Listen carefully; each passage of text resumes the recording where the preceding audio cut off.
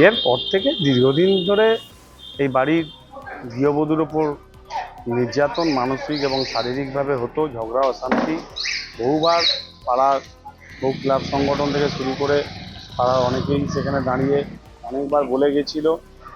বউটি বারে বারে বহু জায়গায়, সুলেখা জয়সওয়াল যদি নাম সঠিক হয়ে থাকে, বহুবার বারবার চেষ্টা করেছে নিজেকে বাঁচার, কিন্তু শেষ রক্ষা হলো না। স্বামী এবং ছেলের হাতে লাস্ট পর্যন্ত তাকে খুন হতে হলো। খুব দুঃখজনক ঘটনা। দোষীদের দৃষ্টান্তমূলক শাস্তি হোক, যাতে এরকম ঘটনা আমরা কখনোই কাম্য করি না আর না ঘটে এই ঘটনা। তার জন্য দোষীদের যাতে কোনো রকমভাবে আইনের কোনো ফাঁক দিয়ে তারা যেন বাঁচতে না পারে।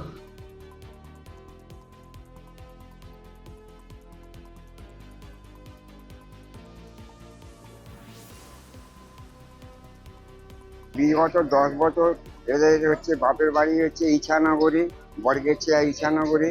বাচ্চাটা ওখানেই আছে, থানা থেকে চলে গেছে, থানা ওকে হ্যান্ড ওভার করেছে বাবা মাকে। এখন যে ছেলেগুলো থাকতো এখানে, ওর বাবা, ছেলে মেয়ে এবং স্বামী স্ত্রী, আর দুটো ভাই মা অন্য স্তরে থাকে, সেখানে ওদের ব্যবসা আছে, কালারের ব্যবসা। হামেশাই এরা ঝগড়াঝাটি হয়, অশান্তি হয় পারিবারিক সম্পর্ক নিয়ে, খাওয়া দাওয়া, টাকা পয়সা, বাচ্চার স্কুলের মাইনে ফাইনে নিয়ে, রান্না বান্না। তো ওর বাবা মা এসেছিল বছর 7 আগে, বাবা মা বুঝিয়ে রেখে চলে গেছিল। ঘটনাটা ঘটছে রেগুলারই হয়, 2 দিন 1 দিন ছাড়া ছাড়া।